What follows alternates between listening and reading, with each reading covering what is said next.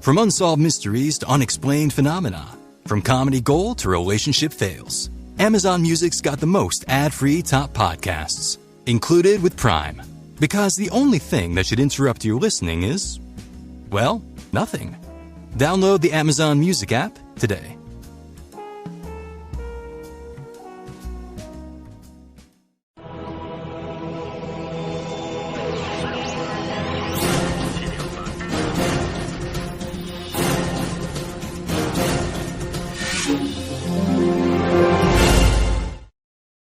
Welcome to Lanterns Live, the only live stream YouTube channel dedicated solely to Green Lantern. Today's going to be a fun one. I am joined by one of the co-hosts of the LanternCast, one of my favorite podcasts that I've been listening to probably since 2008 during its inception, and that is Chad Bokelman. Chad, how you doing? I'm good. How are you? I'm doing great. We were kind of chatting a little bit beforehand about like the channel and stuff. We already have Will in the chat. Hopefully we get some more folks coming in. Dude, like you were talking about like me sticking with it and stuff. Like I've been at it just over like a year. I realized the first show I ever did live was on Juneteenth, so it'll be really easy to remember anniversaries for that. But like the last like since around the time like we started getting into like lanterns and information and the photo, the sole photo, like things have really been picking up on my page, and I'm really excited about it. And I'm glad people are sticking around and coming and joining, and it's been nice because I've been able to reach out to people to be on as guests. And the Lanterns Cast is the Lanterns Cast, the oldest Green Lantern podcast out there. It is since 2008. That's great. I've been podcasting since 2006, so you know how it feels. Yeah, Dan and Jim have some. You know, we were there like back in the day when it was only people like us. It was before the Chris Hardwicks and Kevin Smiths who came in, and Mark Maron and stuff. Yeah. But what's funny is for me, like the podcast I used to do was a podcast called The Dharmalars. It was a lost podcast that I sort of did because one of the podcasts I listened to, the hosts kind of went away. Mm-hmm. They had their show. One went to the Navy, and they just stopped doing the show. So I kind of created this new show with a friend and came in to sort of like have the legacy keep on going. That's kind of what you've been doing with Mark and a few other hosts over at the LanternCast. How long have you been doing LanternCast? Because I think it's been a while. At least 10 years, I think. Yeah. It's because we're on episode 6 something, and it was God, how long? It was episode 160, 170 something. I think I could be wrong. What is time anymore? That Mark and I took over. So we've actually, regardless of how long we've been doing it longer than Jim and Dan did. I was going to say, like, you've blew them out of the water by like over 500 episodes or something. Yeah. I asked this of all of my first time guests, and I would like to know, this is the only question I ever have prepared. The rest is all free form. Yeah, of course. I'd like to know your secret origins with the character Green Lantern. When did you first become aware of Green Lantern? Well, I'm a millennial. I was born in 1987, so for me it wasn't superpowers like a lot of people, but rather JLU. Okay. That's how I discovered Green Lantern. You would think I'd have a big Jon Stewart following, but I'm a classicist. I grew up in the Texas Hill Country, and Dad would take us grocery shopping on the weekends to get us out of our mother's hair, and he was the coupon clipper, so we didn't get to just go to one store. We went to multiple. Yeah. You ride with Dad, you listen to Dad's music. So despite being a millennial, I grew up on Little River Band and AC/DC and, like all those bands. Yeah.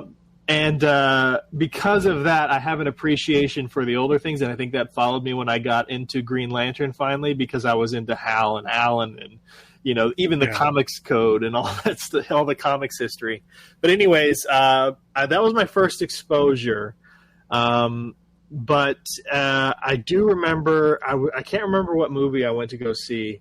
I'd have to, I'm sure I could figure it out, but there was a Borders bookstore next to the theater, and I was early, so I was killing some time. I got caught up in the comic book section. I did not read comics much as a kid. I had maybe 5 or 6 single issues, one of which was like Marvel Chillers #1 and Miss Marvel #1 and a Treasury reprint of X-Men first appearance and all that stuff. So a crossover, the second part of a crossover issue, two-parter from Magnus and Nexus the Robot Fighter. So this random eclectic collection. It wasn't until after high school I was in that Borders and I somehow ended up comics. I saw Green Lantern on the shelf and I picked up the black and white reprints of the classic Showcase stuff in those Showcase volumes. Now, I have a question because I have the archive books and I read them. I love reading them. Like these dudes. I have 1 through 7, and I absolutely love them. And I'm see, that's what I need because they're not available digitally on Comixology. I need to get my hands on those. But I have a question for you because I always wondered, those old Showcase books have a lot of Silver Age stuff in it. Yeah. And where you was it Silver Age like Hal Jordan stuff? Volume 2 of the Showcase editions. It was black and white reprints. Yeah. So how does that work in black and white? Does it take away some of the fun? Like, I know that like the dialogue and the sort of narration text, because they're always redundant, mention that something's yellow. Like Green Lantern gets knocked out by a lamp that's like yellow that gets thrown at him by some gangsters. Is it weird reading it in black and white? No, not necessarily. It does get a little confusing. You got to pay hyper attention to the actual words on the page, obviously, because of what you just mentioned about getting hit by something yellow. But when I was at Borders, I bought that volume, and in that same purchase, I bought Rebirth, and Green Lantern Rebirth. So when I went home to read, obviously I read the smaller volume first. So I read Rebirth, and then that gave me color palettes to imagine and so on and so forth. So I sort of filled in the coloring myself when I was reading the Silver Age stuff. That's so funny. I used to like those books, those Silver Age. They were nice and cheap. Or the Showcase. Yeah. They're nice and cheap. They had that like the old newspaper. Yeah, I still have a few. I have the Spectre, the Atom, Blue Beetle, House of Mystery, Challengers of the Unknown, and Black Hawk. That's great. Yeah. Whatever happened to that Black Hawk movie that Spielberg was going to direct? I know. See, that would have been good. I was actually looking forward to that, to be honest with you. But it was really random. I'm assuming it's dead in the water, or crash landed, or whatever you want to say. But like, it's one of those things where anytime anybody talks about the DCU coming up and everything like that, it's like I always want to chime in and say, and don't forget about Spielberg's Black Hawk. Of all the things for him to choose, like I felt like that was the most Steven Spielberg thing to choose. But I don't know. How about this? Speaking of the DCU, we're a couple of days away from Peacemaker. I'm going to be covering Peacemaker episodes only if they have a lantern in it.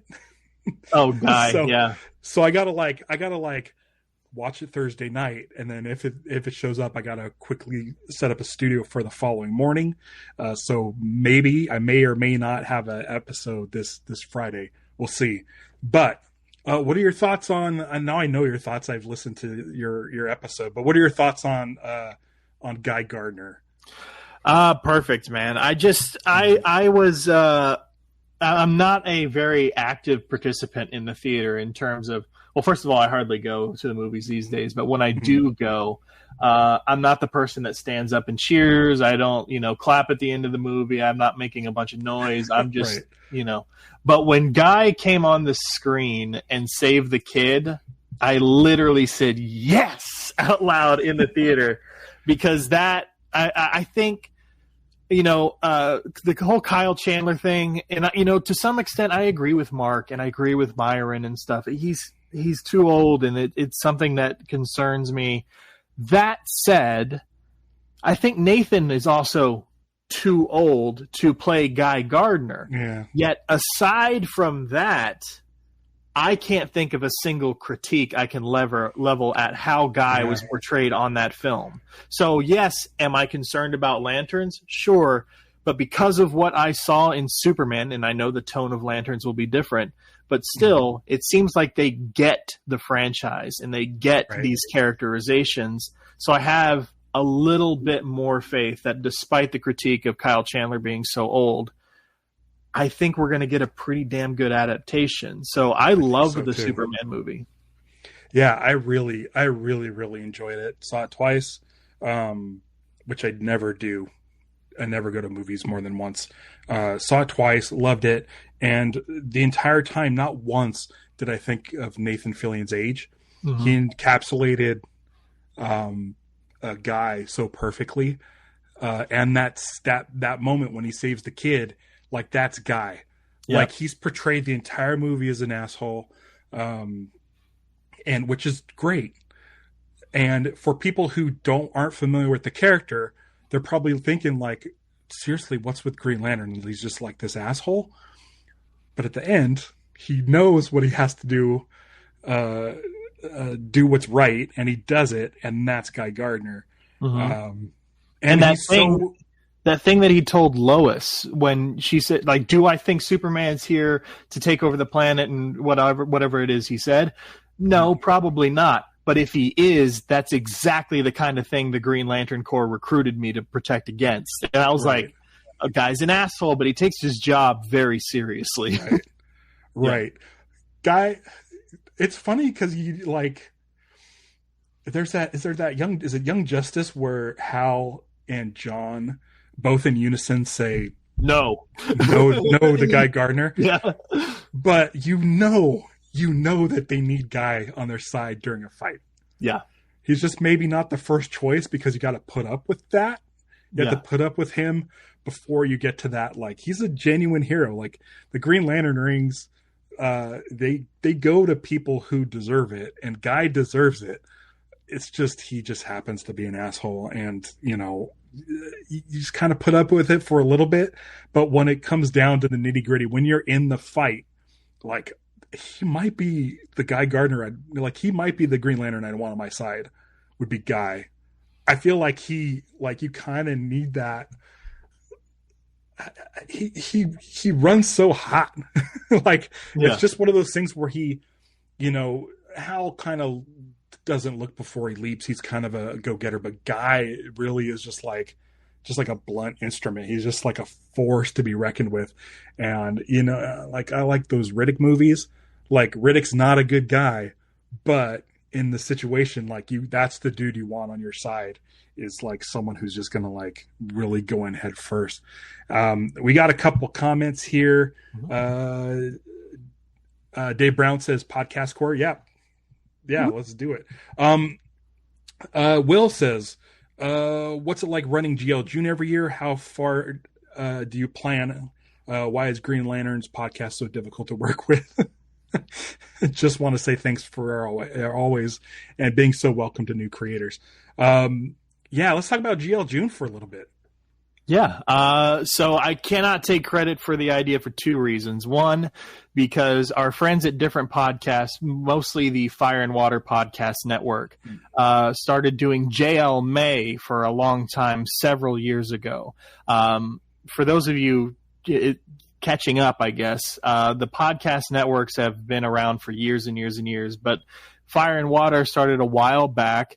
But even before that, it was Rob Kelly who ran the Aquaman Shrine blog and I Am the Phantom Stranger blog, and then Shag who ran the Firestorm fan blog. And obviously they would post their content as bloggers for years and years and years. And then podcasting became popular, so the two of them joined forces and did the podcast thing. Well, there used to be blog crossovers, so they carried that into podcasting with podcasting crossovers, and we would cover a Justice League-related event, which gave all the creators who focus on Aquaman or Green Lantern or whatever to be part of these big crossover events to tell a piece of the story that featured their specific character. And, we would send each other to each other's podcasts to listen to the next part all throughout the month of May. We've did that for a while, and occasionally we'll still participate in it. It just depends on our schedule and how we feel and what we've been putting out lately. But Mark decided, well, why not do the same thing for Green Lantern specific stuff, and let's just do GL June, since it sort of had the same rhyme scheme as JL May. That was his idea. We went with it, and because there's so many podcasts now about Green Lantern, LanternCast started the only one, and then some others started showing up all the way up until Lanterns Live was created. It's just a matter of why not do it. It all depends on, of course, how long the story it is we're telling. Is 5 issues, then we need 5 shows, and so on and so forth, and whether or not people are willing and able to participate. So I think it's great because it goes into the whole thing. I never understood the whole geeks fighting with each other. Yeah, like, you're a Hulk fan, I'm a Superman fan, and we're going to just scream and cuss at each other and insult each other because, you're a DC guy, I'm a Marvel guy, and blah, blah, blah. It's like, didn't we all used to be geeks, and no matter what we liked, we were marginalized as a whole? So why can't we just be on each other's sides here and have some fun? Well, it's the whole thing with the podcast, Yes, we may be the first and everything like that, but that doesn't mean that we own this fandom and we own the right to say anything about what we want about it. Myron and Phil do their thing, and you do your thing, and Will does his thing, and Donnie and Adam do their things, and it's like, okay, great. Why do we have to be each other's throats? Yeah. And people will post occasionally. You'll see these reviews pop up online, like iTunes or wherever, or iTunes, Apple Podcasts. I'm showing my age, where they say, "Oh, this podcast sucks." Myron and Phil over at Podcast of Oa do it so much better, and I'm like, okay, great, go listen to them. We have different takes. It's all about just uniting us. So, yeah. Will loves the iTunes mention. I still say iTunes. I'm trying. Do you guys have anything in mind for the next GL June? No, we haven't said it yet officially to them. I don't think, unless Mark sent something and I'm not aware. But you guys are working on that. No, we're we're going to let Myron and Phil choose next year. We usually pick the story, but everybody now kind of has an idea of how the process works and when it happens and so on and so forth. So we're just going to let Myron and Phil pick next year, and we're gonna rotate who picks what as well. So, man, that's cool. Yeah, that's cool. So speaking of the comic books, right now we are in a sort of a newish era for the past 3 years, 2 years, I guess. We've gone past Jeffrey Thorne and long past Grant Morrison's run, 2 runs that I enjoyed to various, effect. I wasn't as much as I like Grant Morrison's run. I thought it felt too pretentious to me. I was really like, oh boy, this is getting really deep and I just kind of want to have fun ring slinging stuff. Yeah. Jeffrey Thorne, I think I wasn't too keen on. I don't know what your thoughts were on those 2 books specifically. I think at the time, I was fine. I was like, oh, Grant Morrison, just reading this makes me feel smarter, but I kind of just want more escapism. I was reading these pages that was just a full page of text over a beautiful splash page from Liam Sharp, but I was getting to the point where I'm I don't know how much more of this I could take. I just want to see him beat up a guy with a boxing glove. Agreed. No, I think having Morrison as a creator really brought a cachet, at least at first, back to Green Lantern, and some attention on it, because that's a name that people are going to it doesn't matter what right? It doesn't matter what they do. They see their name in print, they're going to be like, oh, I'm in, let's try the first few issues of that. And I think that was a great thing for Green Lantern overall. A lot of people did that, but I agree with you. Pretentious, maybe not be. I agree, I see why you would say that word because it got to the point where with Morrison, he was making like. And I didn't know if you would ask questions about our collections, so I just pulled out random Silver Age issues, Right. first appearance of Star Sapphire, like That's so on great. And so forth. But he would just pull something from the Silver Age, and it would be like you had picked up from finishing this issue, and we're going into the next issue, and there was no like editorial note like see Green Lantern volume whatever for this, right. And he was just assuming that everybody knew everything, which is almost like if we were asked to write a comic and we're like we're going to reference this thing that happened whatever, but just got all high and mighty about it for some reason. It felt like more maybe not pretentious, just like top shelf. Like it felt like a really like it was trying to just like it was like supposed to be like this like really what do they call like the new like top TV shows? I'm trying to think of the term. I can't think of it, but like just like the most like prestige, I guess, like prestige television. Like it was trying to like accomplish that. Yeah, which I guess I'm fine with because since 2011, sort of. Green Lantern's kind of been in the middle of a dumping pile, and we both know why. Yeah, we could probably pin that on one person and two movies where he got to redeem a character that he fucked up in Wolverine Origins. Like you would think, like he would understand. We're talking about Ryan Reynolds, and I've brought this up before, but you think he would understand, like, man, I really let down the Deadpool fans. I wish I could do something to fix it, and he finally got his chance to redeem that character. Meanwhile, just shitting all over Green Lantern and not letting us have the chance to like get back to like having a redemption for Green Lantern. It's been 14 years. It's going to be 15 years by the time Lanterns comes out. But for me, like the Grant Morrison run was almost like overcompensating, trying to be like, look, we got the best in the business working on a really smart Green Lantern thing. It's not a joke. It's dead serious. And for me, I was just like, I kind of want to get back to Jeff Johns type of stuff, like where it's just like fun and good. Jeffrey Thorne for me, I'm really liking Jeremy Adams, and I'm not just saying that because he's going to be on the show next week. And I know you guys have possibly like a different take on Jeremy Adams.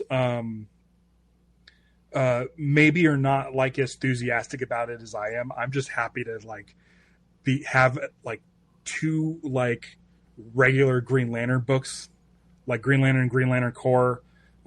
It's nice to have multiple books. I kind of dropped off of Absolute Lanterns. I'm going to do shows on that once the trades start coming out. I'll cover complete trades. And then I haven't covered Green Lantern Dark, which I will cover once that's completed, I think in October. What as far as like, what are your thoughts on the current run of Green Lantern? Because I know you have some issues with some of the writing and some of the stuff going on. And it's stuff that I'm sure I can bring up when I talk to him next week. But like, what are your thoughts on this Jeremy Adams run? Well, to start off, I want to be very clear. I can only speak for myself. When I critique a comic on the air, and even if I'm like, come on, Jeremy, get it together or whatever, I'm not. Right. I don't think Jeremy's an asshole. I don't think he's doing anything on purpose. I don't like. It's just we invite new creators onto the show as we can to talk about their upcoming run, and we don't do that to be like, okay, well, now we did it, and we're going to now shit on them for the rest of the time. Forgive me for the language. I'll try and be better. No, you're fine. But so I would love to have Jeremy back and so on and so forth. But when you start critiquing somebody for as long as we have, and if you try and have them onto the show, it almost feels like you're asking them to defend themselves. So that's why we don't have people back like that. I'd love to have him back. but it wouldn't feel honest. And Yeah. no matter what we've been doing the entire time, our goal is to we're going to say what because our perspective is not, is this a good comic or is this not a good comic? We've been around for so long. Our perspective that is, at least I think a lot of people value, is our viewpoint on the material based in continuity, because we're the lanternologists. So I will say, I think Jeremy Adams' run is the best run we've had since Jeff Johns left. I think Zermanico's artwork, especially when he gets time to focus and isn't rushed because of an event or something, is A+. I love the Silver Age references and some of the stuff that he's been, like the return to the original Silver Age look in terms of the shoulders and everything like that. I love that Jeremy brings people in from the DC universe. We got a freaking team up between Green Lantern, Zoriel, and the Phantom Stranger for an issue or two. Like, I love the Phantom Stranger. Full-on omnibus over here. Like, I love Phantom Stranger. So he loves to play in the DC universe, and he brings for a long time, I was saying Green Lantern is cyclical. If you look at the publishing history, we'll throw him into space for a bit. Sales falter, we have to change up. What's the thing we do? We bring him back down to Earth. We do that whole thing for a little while. Sales falter. We throw him back into space. So it was time to bring Hal back to Earth. So I like that that's how Jeremy's run started. So there's lots of stuff. And Jeremy also, even when we interviewed him, he was talking about what he was planning to do with Hal and Carol's relationship. And at the time, he said, I don't know yet. As a writer, I don't know yet if I've decided they end up together or not. And I even told him, that's very interesting, because I'm one of the people who don't buy Hal and Carol as a top-tier pivotal DC relationship, like some people buy Supes and Lois or Barry and Iris or Ralph and Sue. So I was actually pretty invested in Kyle and Carol in New Guardians. I was kind of like, you're one of the few, but I don't blame you for that. I was like, okay, like they're like, I feel like Hal's really into himself, and there's no way he would settle down. I don't know. That's just me. And also, like, you open up Showcase 22, maybe it's Green Lantern #1, I don't know, or Showcase 23, where it's like the Hal Carol relationship's like completely already set up. Yeah. And it's been going on for, like, what is it now, 60 years, something like that? Yeah. Yeah. 70 plus. Yeah. But well, the franchise, I'm sorry. Yeah, you're probably right in terms of Hal and Carol. The problem I have with Jeremy's run is pacing. We took way too long to wrap up certain story arcs. And the fact that we had so many questions and not enough answers as the series went on, and a lot of it was kind of, the answers we did get almost appeared to happen until the very last issue of the arc, as opposed to revealed scattered anywhere throughout the rest of it. And I just also have an issue with, for instance, in the very current story, we were introduced to Happy, the little axolotl. And then very recently, when they were on Gem World, obviously we saw Disgust in that issue I talked about with Phantom Stranger and Zoriel. But then all of a sudden, these two other lanterns just appeared out of nowhere to represent different fractured emotions. And the thing was called Fractured Spectrum. Right. So why is it that the characters that were featured, the featured results of the Fractured Spectrum, Happy disappeared off panel between issues? Two of these lanterns were created and came on board off panel. Like that, there's confusing choices being made, and there are times when editorial doesn't pick up on mistakes. Recent issue when we saw all the lanterns being built, Carol says on panel that they did not build the Star Sapphire lantern because they were worried that she's somehow able to still tap into it, so they don't want to take the risk. But on panel, all of the lanterns, including the Star Sapphire one, are built. So editorial is missing some things that they shouldn't be. So, like, I don't. I fully. I'm not just talking out of my butt here. I fully think Right.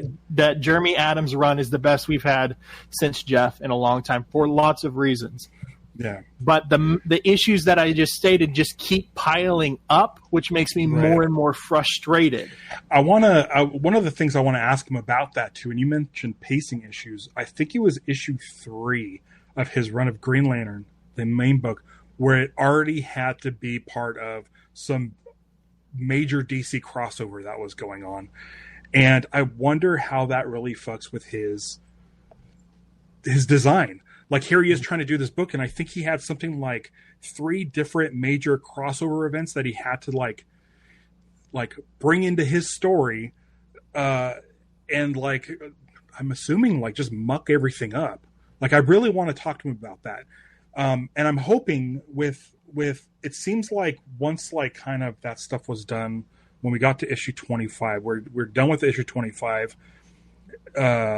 Closer to issue 20, I think it started wrapping up all the other stuff, and we started getting more into Fractured Spectrum, and Starbreaker.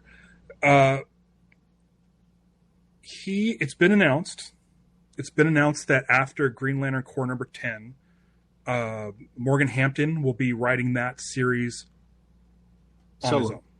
Yeah.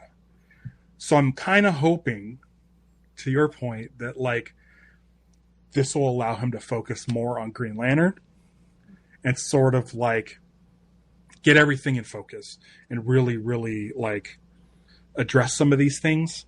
I'm hoping that's the case, because he's also doing, what else is he doing? He's doing a Flash Gordon, and is he doing Aquaman? Yeah. And so I'm wondering if it's just like too many books. Does he have like too many whiteboards with too many story ideas on it?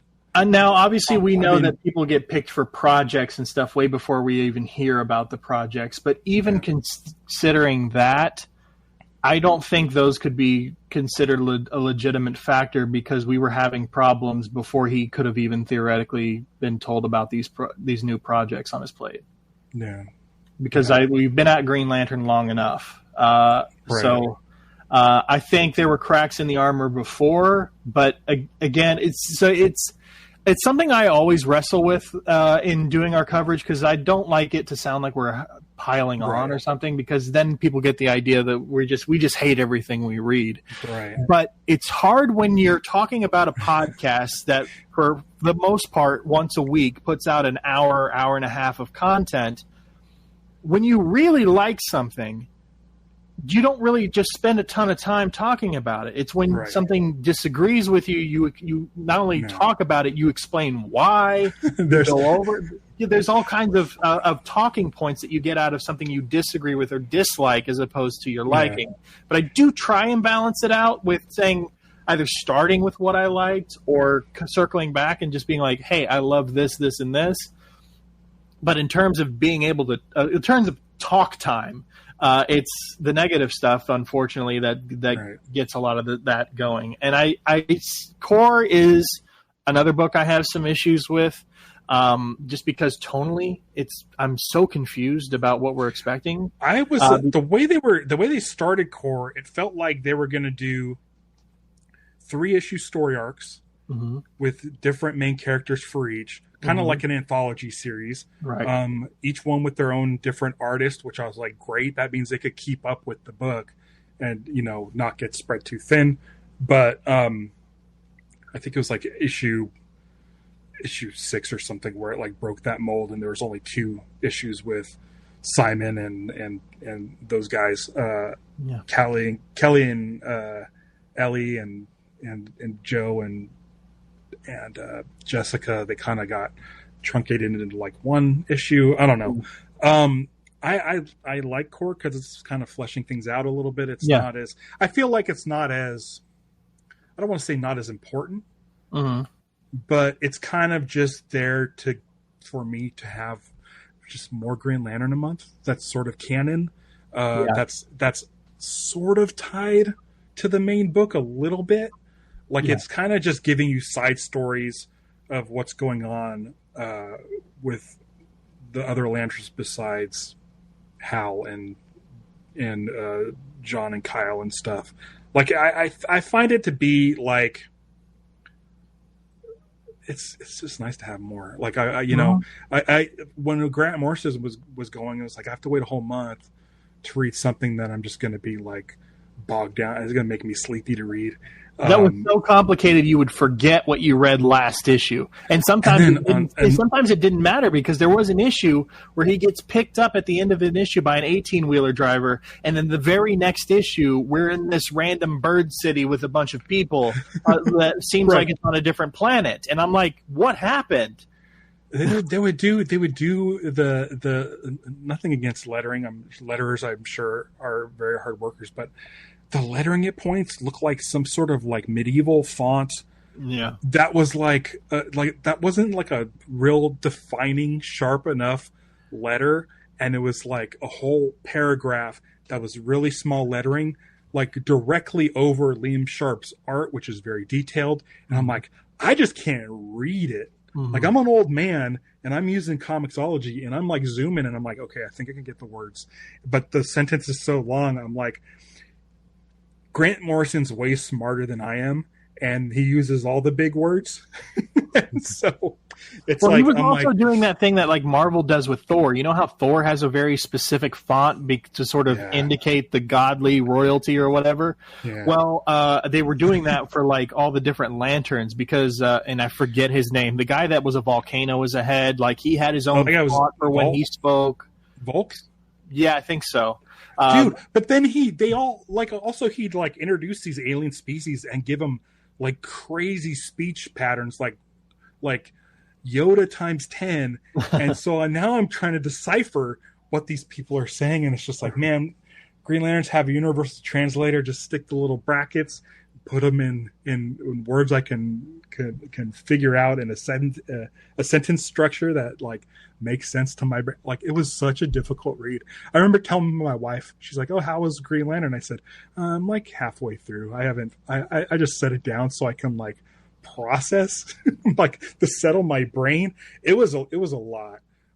So for me, like Jeremy Adams, like I don't know, like I'm looking forward to talking to him next week because I am going to bring up some of this stuff for sure. Don't do it on my behalf because I don't want to. No. I have listen. I have a laundry list of questions. Yeah. My friend Vactor over at This Comic Cooks, Will from Green Lanterns podcast. If you want to send me over, DM me some questions if you want. I have a laundry list of things I'm going to try to get to him on because it seems like, I mean, I guess they're hitting their deadlines, so that's good. It's nice to have just to be able to see him utilizing characters. That's the one thing. Like he probably could have got rid of Ellie. Is it Ellie Rose? Rose. Yeah. And then Kelly probably could have got rid of them real easy. Like, do we really need them? They're kind of weird, but I do like the respect of keeping them, building upon them, continuing the mythos. Because at least in Core, and the thing about Core, it being an anthology, I wish it was billed that way. Right. Because we've been saying, because we every now and then we'll team up with Myron and Phil and we'll do a State of the Green Lantern Union to talk about where things currently are, where they're headed, where we'd like to see them go. And for years we've been saying Green Lantern Anthology, Green Lantern Anthology, Green Lantern Anthology, because not only could you showcase new talent by just giving a random writer and a random artist the opportunity to tell a story. Not only could you just let anybody tell a story about any lantern, regardless of color, you could also play with genre and just you could do a horror. You know how easy it would be to do a Green Lantern horror? Do you know how? I mean, they're kind of doing it with Absolute Green Lantern, but so I need to finish that. I need to go. You could do anything you want. It's so versatile, and now there's this concept in comics that's been very popular because it's been copied so many times. Is the black, white, and red, or the black, white, and blood, or the black, white, as IDW did with the Turtles, black, white, and green, where it's a artistically, the only theme that matches up is the coloring. It's black and white, except for the parts of whatever piece of person or whatever would be red, and the red stands out, or green, or whatever. And I think if we did a Lanterns anthology, black, white, and green, it would be perfect, because all that's required to unify it is the color scheme, and you could just do or black, white, and emotional spectrum, or whatever. Right. Because the blue would be black, light, and white and blue, and so on and so forth. So, like, you could tell a horror, a love story, you could tell a comedy, you could tell anything with any lantern. And it felt like they're trying to play tonally with Core, because it starts off with the Red Lanterns and Hawk World, or Hawk Girl, and all of this stuff, and the Hawk God on Thanagar. And then we go into what feels like 2 issues of Looney Tunes-ness happening on, their version of Nowhere from Guardians in terms of the Dead Starro. Right. And then we switch tone again to where it felt almost like a kid's comic, in that everything felt very on the nose, because Mogo, who we last saw destroying a planet not of his own free will, is now in turmoil, and his whole surface is erupting. But Joe takes Jessica to Mogo to teach Jessica a lesson, as opposed to treating this whole situation as very serious, given how important Mogo is to the Core, and getting their asses out there to help him, as opposed to use him to teach her a lesson. Right. I felt like, well, for me, that felt like it was 2 birds with 1 stone. I do not like Jessica as sort of a secretary. It drives me nuts. I'm glad that it was finally brought up by Joe, like, hey, you realize you're reverting back to being cooped up by yourself. So I did like that aspect of it. Probably should have been Simon. Mark said the same thing. Mark said if there was any time to bring in Simon, and no matter how much we dislike saying that was his moment. Yeah. Because I'll tell you, like, I'm not like, Simon's one of my lower tier Green Lanterns, but like Sam Humphrey's run on the Green Lanterns I thought was phenomenal, and it made me like, it's the reason why I like Jessica Cruz so much, and like Simon enough. Like it was a really good relationship. But I do like the fact that it was brought up, like, hey, you're just cooped up in this thing. When was the last time you actually got out? That was a nice callback to her origin story. But and then it was like, look at, like, being out in the field should be able to, like, it shows her purpose, and I get it, and it was fine. Again, I think it should have just been Simon. Yeah, because Simon's was just like, he's just busy making a car at a construct. Like, it's like, I'm sure there's stuff going on. I think my problem with Green Lantern Corps is I wish it was more anthology based, not so tied to the main story. I don't mind it being tied to the main story, but I don't think, like, it's making me just feel like it's not anywhere close to Tomasi's run. Like, that's what I think about. Like, do Green Lantern Corps, because we haven't had Green Lantern Corps in a while, since like back then. Like, let's try to do something new with it, and we'll see what happens once it's just Morgan Hampton on the book. Yeah, we'll see. We still got, I think, 2 more issues with Jeremy on that, but I'd like to kind of, like, the problem is like, I want Jessica to be more important to the main story, but there's no way she's going to be in every issue of Green Lantern. So I can see why they want to sort of tie her into, like, sort of the grander scheme of things. I don't know how these guys juggle these storylines. I commend them for not just killing off half the Lanterns when they started their run. Sure. So it's like, I don't know. I enjoy the books.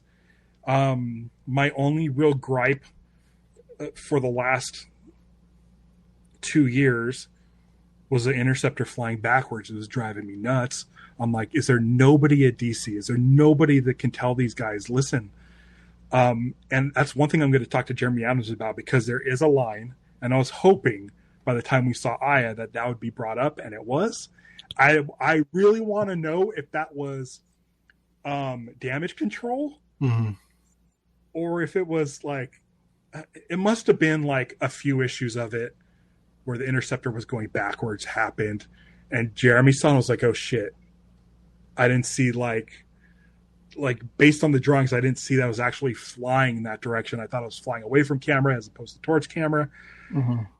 And I want to know like how, like, I want to know the whole thing. I want to know when he realized that happens, and then it was just like, you know what, just keep doing it this way until issue 24, 25, I think. Yeah, Will mentioned it in the chat. And it was like, I was just like, yeah, I want to know, I want to know more about that, because it was driving me nuts. I don't know about you, but I'm a massive Green Lantern the Animated Series fan. Yep. What are your thoughts on bringing in Razor and Aya into the main like Green Lantern story in the comics? I like it. I was listening to a podcast with Myron and Phil, and they were talking about bringing them into the issues. And Myron has been saying for a while, like, I don't agree with them trying to force the John and Hawkgirl relationship from the show into the universe, because I don't think we need to do that. And at this point, that show is so old. Why are we doing this? But it was also recognizing that he feels like, it's cool to see. I liked the animated series, and I like seeing Razor and Aya. So he's trying to reconcile those two. And I sort of agree with him on that. Like, I don't necessarily know we need to adapt everything from these popular shows into continuity. And I think I like seeing them. I like seeing them portrayed by somebody, Jeremy, who worked on the show, so understands who they are in that relationship. That said, we're dealing with a cast of characters that is already too cluttered. It's big. So how are we going to spend any significant time focusing on them? Or is the idea just to get them into the universe? We're going to do that. Let them then at some point go off and do their own thing, and we'll circle back to them later. Yeah, go live happily ever after. Yeah. We've been waiting, animated series fans have been waiting a long time for that. It is nice to see. It didn't really bog down the book much. It is nice seeing the Interceptor. I'm really happy with Green Lantern Corps number 7, where they go to the Source Wall and everybody's in the Interceptor. I'm like, this is a great way to have a bunch of people in one spot. Also, it's just great to see it flying the correct direction on the pages, and everyone's there. Like Sinestro in the Interceptor once again. Like, it's pretty awesome. And I think it'll be cool to see based on the cover of Green Lantern 26, which I'm covering on Wednesday with Will, a week from tomorrow.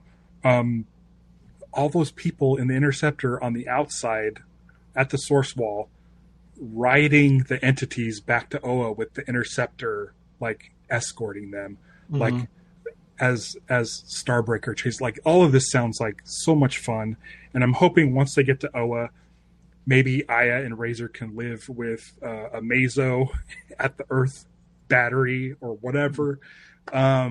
Well, they kind of spoiled what's going to happen at the end of Starbreaker Supremacy with the solicit of Green Lantern Corps 10.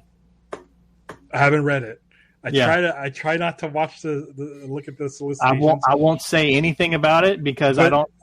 Maybe there's somebody watching who doesn't want to know, so I won't do that. Yeah. But they have spoiled what's going to be happening for the most part. What the new status quo for the emotional spectrum is in the solicits for Green Lantern 10 or Green Lantern Corps 10, and this is not the first time they've spoiled their own plot in the solicits.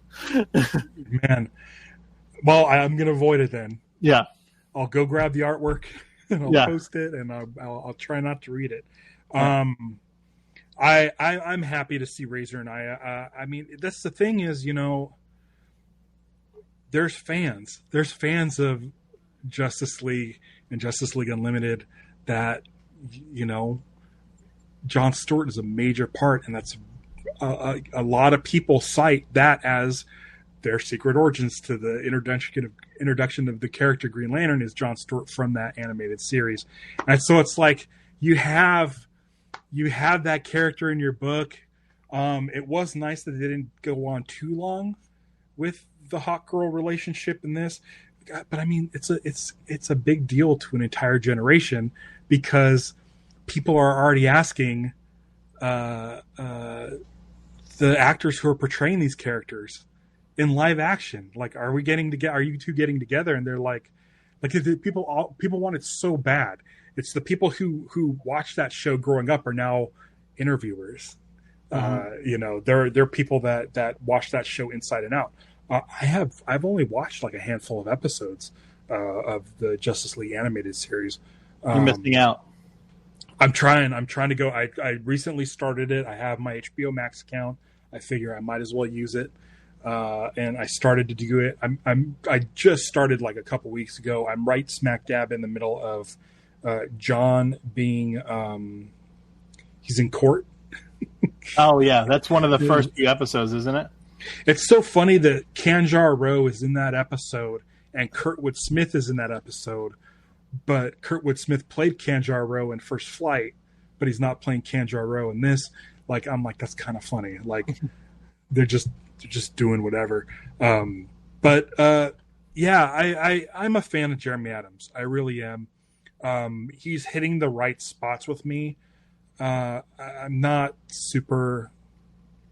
There's nothing really glaring to me that like really like gets me upset or anything. Like I'm just having a good time.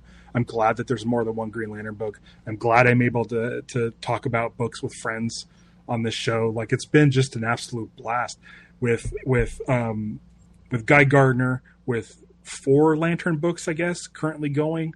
And Guy Gardner's returning a Peacemaker, which happens in a couple days. And then Lantern's coming up. Like, it's a really, really good time to be a Green Lantern fan. I mean, it was a 14-year drought, but a miserable drought. Like, it was just miserable. And technically, we're getting another Lantern-related book with the new Justice League Red that comes out tomorrow. Right.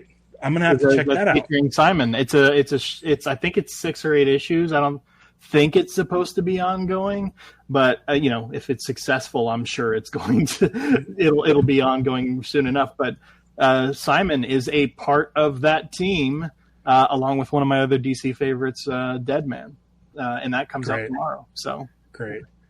Let me get a couple of questions in here from the audience. Clone Avenger says $2 from Clone Avenger. Thanks for all the GL coverage. Did you just send a super chat? I'm new to super chats, so I don't really know how they work. But that is a super chat. Great. Yeah, thanks, dude. That's awesome. I appreciate it. You're here pretty much every week, and it's great that the fan base has been growing over here. Will wants to know what's in the cup. Water. I was diagnosed not too long ago as pre-diabetic and slightly higher blood pressure. So over the past 6 to 8 months, my diet has changed drastically. I watch carbs, cholesterol, sugars, fats, sodium. So a long time, I love my Dr. Pepper. It was my favorite thing. But I had to give it up, and I drink water and unsweet tea now. That's about it. I like unsweet tea. Yeah. Speaking of cups, just a reminder, this self-promotion, that I now have comic accurate Radu's Coffee Shop mugs in the shop and fourth wall. Just go ahead and look down below this episode. You'll get the link to that. Also, this last week, I made Warriors pint glasses and can-shaped glass. They're can-shaped glasses. They look like a beer can shaped glass. Like, I don't know. You've probably seen those. Yeah. And I have like a Warriors staff shirt. So it has the Warriors emblem, the W, the red W with the yellow oval, and it says staff on the back. Those are also in the shop. If you have anything that you could think of that you want as a Green Lantern in-universe merch, let me know. I could make it. And I'll I have like Ferris Aircraft's shirt. I designed a Ferris Aircraft logo. And yeah, check that out on my shop. Let's see here. Green Lantern, tell Jeremy I think we need like 63 issues in a row of Kyle as the lead, and let him know that it's totally no bias. Okay. Yeah, I'm a Kyle fan. I don't do a lot of collecting, My wife got me this quarter scale Kyle Rayner statue from X. Yeah, I try not to Entertainment. watch your show because I'm jealous of seeing that in the background in every shot. Dude, listen. When she said, she's like, "Do you want it?" And I was like, "Well, of course I want it." She's like, "I think I could swing it." I'm like, "Really?" And then she like went on her phone and started like shopping for deals, and it's so far back there, like I can't even describe. So this right here is like a He-Man guy. Yeah, this little guy here. So that's how big it is. It's the size of my torso, and I'm a giant guy. I'm not a massive Green Lantern collector. I know you recently collected as many Guy Gardners as you possibly could from Superman. I highly recommend everybody go over and check out that video. If you're watching this on replay, I'll put a card up there that'll link directly to it. Go check out that video. It's great. The only thing I got was the DC Superpowers. Yeah, I watched your unboxing of that. Yeah. I'm a big fan of the Superpowers because I knew there's not going to be a lot of them. Yeah, I can't really sort of spend a lot on Green Lantern stuff, and I think because my wife did that, it kind of like was like, this is it. This is the thing you get, and I love it. I absolutely. Action Studios and them really need to start reaching out to people and giving us review stuff of it. I'm not jealous. Yeah. It's the quarter scale. I know. It's not even the 6. It's so big. My bed where I sleep is right beyond this Fire Island board, and I'll just lay in bed and I'll just stare at it. I wouldn't blame you. Like, listen, if you think that I like take it lightly that I own that, I don't. Like, I just stare at it. I'll take pictures of it. I'll tell you what I'm more jealous of is the sentence you said earlier. You said, "My wife asked me how was Green Lantern this week." The fact that you have the ability to have a spouse who's like that invested in what you have going on, I dream about that day, man. So congratulations. I'm going to say this. Because after I would read Grant Morrison's run, she knew after like every week I'd be like, I just can't. It's so hard to read for me. I literally have to keep going back to the page before because I don't know if my brain absorbed what it was supposed to absorb. And so like it got to the point where like once a month I was just like, I'm gonna go read Green Lantern. I just need my space to read, and she'll ask how it was. But now. I think basically what it was I had nobody to talk to Green Lantern about. Like I had nobody to talk about it with, which is one of the reasons why I created the show. I'm like, screw it. I can do live episodes. We'll get it.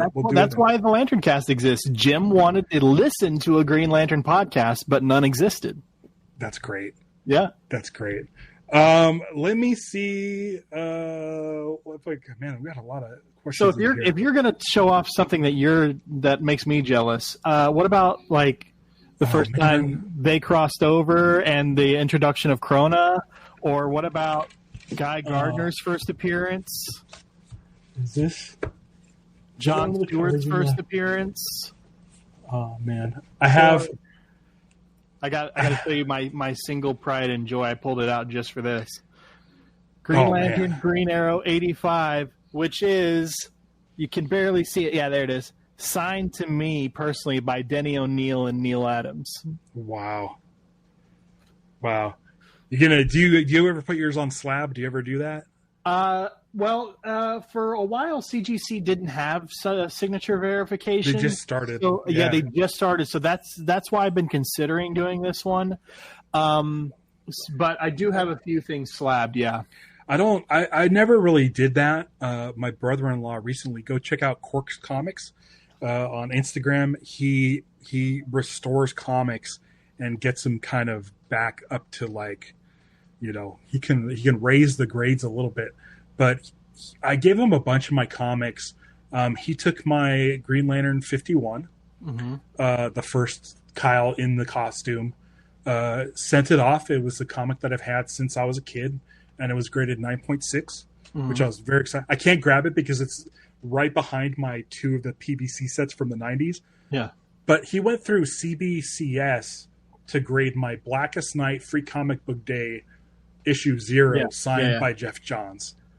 Yeah, what CGC will do, if you guys follow CGC on social media, I highly recommend it if you're interested in this, because they'll post their schedule for people who are going to be a part of their signature series, a.k.a. coming in-house at a scheduled date to do signings of things that people have submitted. So you submit something to CGC to get signed by that creator and then get graded and slabbed in the same visit. That's really cool. I did that with...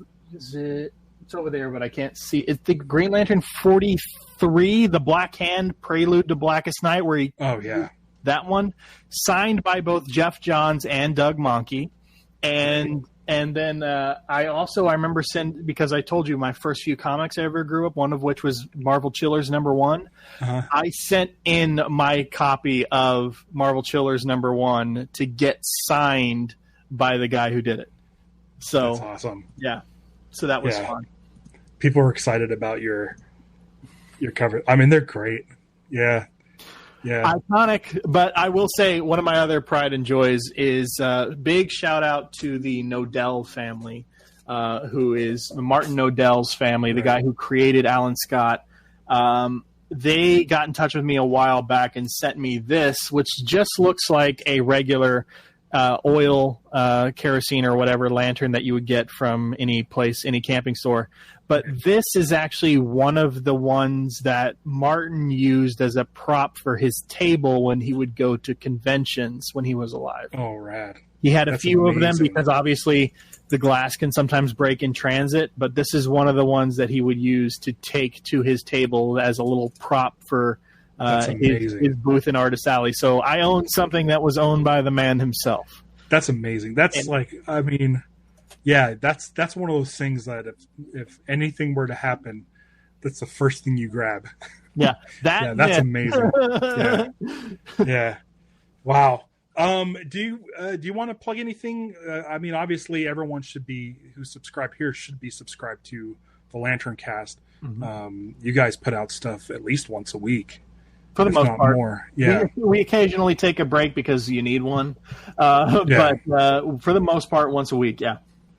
Yeah, and if there's anything else you want to plug, if you want to hey, you're in the same boat as me. We're both trying to get Nathan Fillion to come on our shows.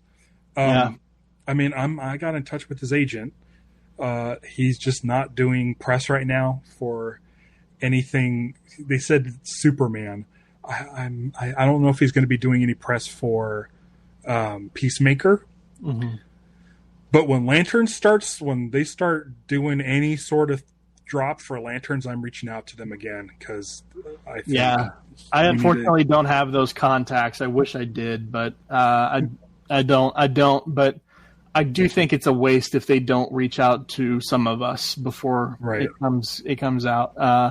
That was one of my things. Is I wanted my channel to get big enough to the point where when they actually start doing the press junkets for Lanterns and they start bringing in all the nerd pages that hopefully someone like me, you, or Will can get in the chair at DC Studios and talk to Kyle Chandler and Aaron Pierre and Garrett Dillahunt, who I believe in my heart of hearts is Black Hands, or Jason Ritter, who's Black Hand. They got to be Black Hand. If they're not Black Hand, then I don't know. I don't know. I think they're hiding a lot from us with that show. They really are. Character descriptions. First appearance of Black Hand. Jeez Louise, dude. You're filling I know you were filling in your gaps for I got the first series. Appearance of Sonar the other day. Great. But no, stuff to promote. So today, actually, the latest episode of the LanternCast dropped. We covered Absolute Green Lantern, the most recent issue of that. Do another. What is this? Green Lantern #2. That's the oldest one I own. But first appearance of Star Sapphire. That's what I'm not jealous at all. But anyways, those are the ones I grabbed at least. So we were just released Absolute Green Lantern coverage. Obviously, you were kind enough to mention the Guy Gardner unboxing over on LanternCast Vids. as far as other things to promote, obviously the LanternCast. I will say I love my boy Ragman. Yeah. I have a blog dedicated to him, thesuitofsouls.blogspot.com. Is there anything super recent on there? No. Will there be? I plan to. I actually, for a long time, I was actually just reviewing classic issues of Green Lantern, of Ragman, and posting single issue recaps and reviews. And I stopped after the Pat Broderick, Keith Giffen Volume 2, and I didn't do like Ragman Cry of the Dead. So I pulled out my Ragman Cry of the Dead the other day, and I plan to do that series next. So I do anticipate, when I get the time, sitting down and writing out a bunch of blogs and just scheduling them to go up. So I remember when back in the 90s when I got my DC comic cards, that the Ragman card was like my favorite artwork in the whole thing. It looked so rad. And then I was excited when he showed up. I think it was it Arrow? Yeah. Did he show up in Arrow? Yeah. Where I was just like, holy shit, really? Yeah. They're doing Ragman? Mm-hmm. And they're pretty good Ragman too. Like, I interviewed Joe Dinical. That's awesome. And you know what? I feel like Ragman's someone that James Gunn would stick in a thing. Yeah. So I hope so. If we get Green Lantern Dark, if we get Green Lantern, if we get Justice League Dark, it's over. We have to do Ragman, please. Everybody follow Chad on TikTok as well. Is it the Nerd Fonz or just Nerd Fonz? The Nerd Fonz, all one word.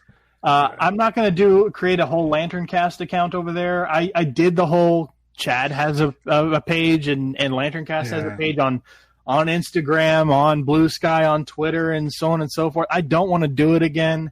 If I make content on TikTok, it's going to be the Nerd Fonz. So we'll talk me into doing a TikTok for Lanterns Live, and I don't take advantage of it as much as I should. Again, I like coming on here, chatting with friends live about Green Lantern, and then just bouncing. But I got like some of the TikToks I posted just because I got like 1,000+ followers in like 2 weeks, I think, and I was like, okay, I guess I've got to do this now. Yeah, the engagement has been crazy. Over on Twitter, somebody posted something about Guy just being an insufferable jackass, and she posted like, my boyfriend said they got Guy Gardner right because he was an insufferable jackass, and I said, I just saw it in the feed. I responded as the LanternCast and said, you know, as a podcast that's been on the air about 16 years for Green Lantern, your boyfriend is right. That's all I said. I just replied. I didn't retweet or whatever. Mm-hmm. And we got 300 new followers off of that one tweet. And I was like, crazy. People are into Green Lantern right now. And it's a good time. It's a real good time. I got to say, I know 300 new followers is not necessarily a massive thing because that's not necessarily what you consider viral. But you guys have to realize out there listening, we're a 16-year-old Green Lantern podcast. Right. You can't really, there's no like, you know, revitalization or whatever of us where people suddenly just find us out of the blue and we're popular again. That doesn't happen for a show as old as we are. Yeah. So 300 new followers in the span of a week off of a single tweet was crazy. That's great. That's great. And it's nice. It's nice that there's this new sort of people are discovering Green Lantern again or for the first time, and they're finding a community that's a really positive place to go. So yeah, thanks to you guys at the LanternCast. Send Mark my best, and if you run across Dan who's killing it over at Mosaics or Jim, tell them I said hey too. I need to get them on the show. Yeah, I don't know. Definitely. And yes, I highly echo Dan, Mosaic Comics, doing his thing over there. He's doing a great job, and he's obviously from day one, and that's one of the things I've said about lots of different new content creators. When you start something new, it's always so impressive when the format is pretty much settled from day one. Yeah. And you've got that rhythm, and Dan nailed that and has been nailing that. So everybody should definitely support Mosaic Comics. Absolutely. Chad, thank you for joining me. Thanks to everybody in the chat for joining me. Cloned Avengers, thanks for the super chat. Really appreciate it. If there's anything I missed, let me know in the comments below, and I'll get back to you. But I'm going to see if he has any. So he says, agree. The last 2 issues of Absolute started to pick up for me. Yeah, I need to get back on it. I might get back into doing single issues instead of waiting for the trade. So there's all that. Next week, Wednesday, Green Lantern 26. Will be with me. I'll see if maybe Vactor will join me. And then the very next day will be live with Jeremy Adams. So if you guys have any questions for Jeremy Adams, hop in the live chat and you can ask away. You can be as mean or as nice as you want. I can't control what you guys say. So if you have any burning questions for Jeremy Adams, show up next week on Thursday for that. And until next time, thanks again for joining me, Chad. And I'll see you guys next week, if not sooner, because I feel this sense of any sort of Lanterns news dropping any minute, whether it's a logo reveal or a teaser image, or we're with Peacemaker coming around. Once Peacemaker's done, Lanterns is the next thing for the DCU. I predict New York Comic-Con. Okay, I'm excited. Yeah, I'll be watching and waiting, and as soon as something drops, I will go live. So make sure you hit the bell icon so you're notified when I do a last-minute stream about whatever it is. And again, I'll do a 20-minute episode based on a logo reveal. I swear to God. Just join me. Thanks again, Chad. Thanks for stopping by. Thanks for having me. Until next time, beware my podcast. It's Lanterns Live. Bye.